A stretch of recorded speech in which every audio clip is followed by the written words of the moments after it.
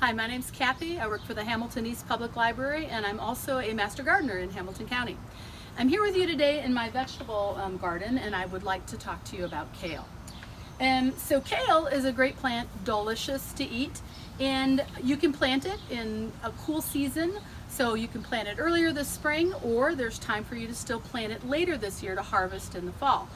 But if you want to get the seeds from kale, it needs to grow one year, spend the winter time, and come back the next spring, and then you have to be patient. It will flower, and you can see here I still have a few flowers left from this, but then it will grow these seed pods that you see here, and that's how we're going to get the seeds to plant for the next year.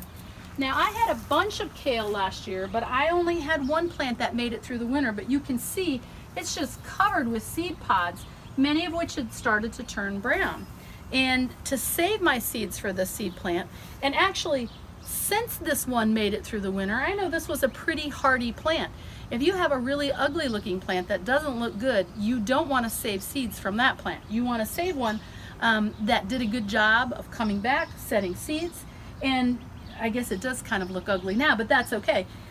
It's producing seeds and it's on its way out. But if you'll notice here, this is the seed pod, and I can split that seed pod open, and then you can see that it's just full of seeds. And each one of these will produce a new plant.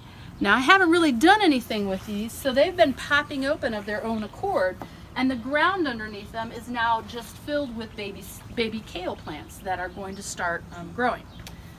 The thing about kale and its related cousins in the plant, cabbages and broccoli, is that there is a little butterfly that likes to fly around, likes to lay its eggs on the kale plant, and those little caterpillars, when they hatch, will completely decimate your plant, pretty much overnight. So what was good about leaving this one in, I left it here. The butterflies could lay their eggs on this one. They could eat all of the leaves. Meanwhile, a couple steps back, I have the rest of my kale plants underneath this covering. Now, how to keep them off of your kale plants, how to keep those butterflies off, is a question people always ask themselves. But you can see here I have a printout. This is one thing you can try.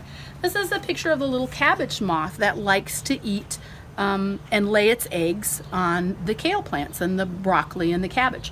So you could print something like this out and then trace this on a sturdy, maybe a Chinette plate, and hang that in your garden where you have these plants.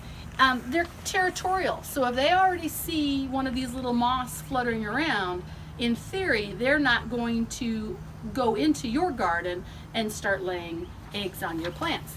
But what I did this year, which has worked wonderfully, is I bought this roll of row cover, and I'm gonna pop it open here. Now, these are very large because I wanted to wait till my kale plant had produced seeds to show you. I've got huge kale plants over here, and you can see that their leaves look really nice. And I've covered up my kale. If you come over here, you'll see I've got some bok choy over here that is gone to seed, so I'm going to have some bok choy seeds pretty soon. And I've also got some dinosaur kale, and it all looks perfect. It's not been eaten, well, maybe a little tiny bit there, but it's not been eaten by any of the bugs. So if you really enjoy kale, you might consider getting row covers. The other thing is, with that other plant there, the moths bothered it, and then they had something that they could lay their eggs on and didn't bother my kale plants. But putting a row cover is a great thing to do. So if you have plants that you're saving seeds for, feel free to donate them to the library. We've got a little donation sheet you can fill out with your name and information about the plant, exactly what it is.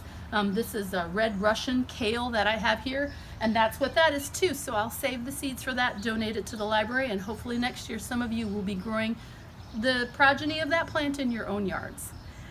Happy gardening, and have a great time in your yards.